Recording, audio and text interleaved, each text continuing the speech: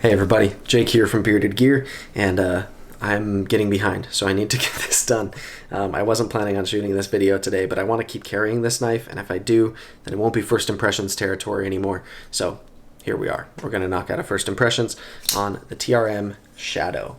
This is the newest model from Three Rivers Manufacturing, and they were really cool. I reached out to Marianne over there about bringing one of these in for review.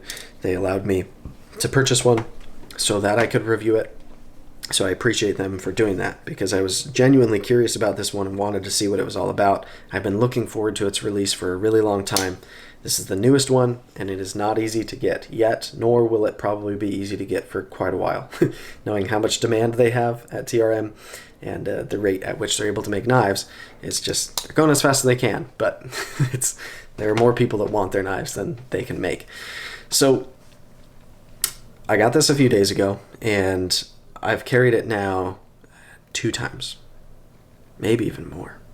I'm getting dangerously close to this being a full review, but I'm going to carry it a lot more and use it a lot more before doing my full review to make sure I've really figured it out. Plus, I've got some of their little O-ring things coming in the mail. Those will be here soon. I'm going to try putting those on here and see how that does. I haven't tried those on any TRMs yet, but we'll see how those fare on this. So let's talk about where I'm at now. Carried it a couple of times. I've been using it a lot. The day that I opened it, I immediately put it to use. I had some boxes to open. I had a couple of toys to open for my daughter, some of which were in like some pretty crazy clamshell packaging where like rather than even just like getting in and cutting stuff internally, I was like actually cutting through the plastic to get objects out. And I've just been using this thing a lot because this, knowing TRM, should be a fantastic slicer and just a great user of a knife model. And so far I'm finding that it absolutely is. This is their first model. I assume there will down the line probably be more if this is successful like I think it will be, but this is their first one to feature the river lock. The river lock basically in essence is an axis lock, as you're probably familiar with from Benchmade Knife Company, because Benchmade is huge and they've been doing axis locks for quite a long time now. The patent expired on the axis lock not too long ago, so now a number of companies are using this style of lock, and at TRM they're calling it the river lock. To me, I'm not the most discerning person in the world, but to me it feels about the same as an axis lock. I think these springs are a little bit stronger than what I feel on most Benchmades I've experienced, like in terms of the tension to pull back on them, but it's still Omega springs. I don't know what the specs on them are or what the specs are on Benchmade ones, but they're Omega springs. On this, however, the way that this bar sits, it's basically, if you look at it, you can see there's these 2 points. That's what's moving, right?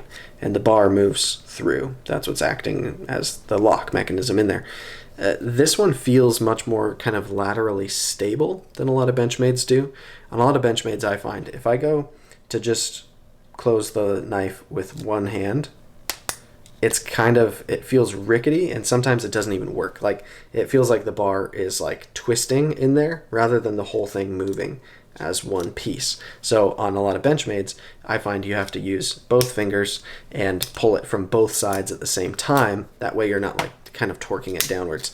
This one, I can use just my thumb all day long, and it feels very stable internally. So I like that. I do think they're doing a better job at it than most Benchmades that I've handled, which is good. That's great that they're not only using it, but they're arguably doing it better, I would say. So the river lock is a win so far. It does, if you've handled a Benchmade, you'll know roughly, oh, that was bad. You'll know roughly what this is going to feel like. It's very much similar. One of the differences, however, is I've never handled a Benchmade with blade stock this thin. So this is super thin stock. It's ground nice and high. It's a very light blade. The knife overall is quite light, but because it's such a light blade, it doesn't have as much like gravity working with it to help it to free drop. It feels pretty much as smooth as, like, on smoothness, I would say it's like the same as my Super Freak that I just recently sold. Otherwise I'd hold it up and show it as well, but it feels about as smooth as that. It's nice, feels good, but there's no weight here to help this thing like free drop. So I find myself having to coax it shut a little more than I would on some Benchmates, and I think that's just physics more than it is like, it's a very smooth action. There's very little resistance, and none of it's gritty or anything. So I think it really is just kind of the weight more than anything else. But yeah, it's fun to sit and play with just the axis lock. It's fun to thumb flick, and I can Spidey flick it with ease. I find that's not a problem at all. So I'm liking this knife to play with, to use, to hold.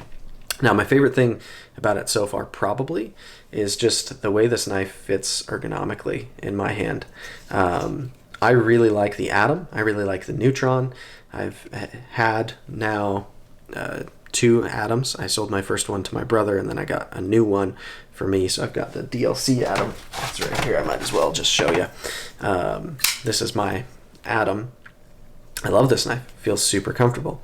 And then I've also owned a Neutron, and now I have a Neutron here sitting on my desk. That's part of my 5K giveaway. That's live as of when this will go live. I'll be picking a winner for that on the 25th of March.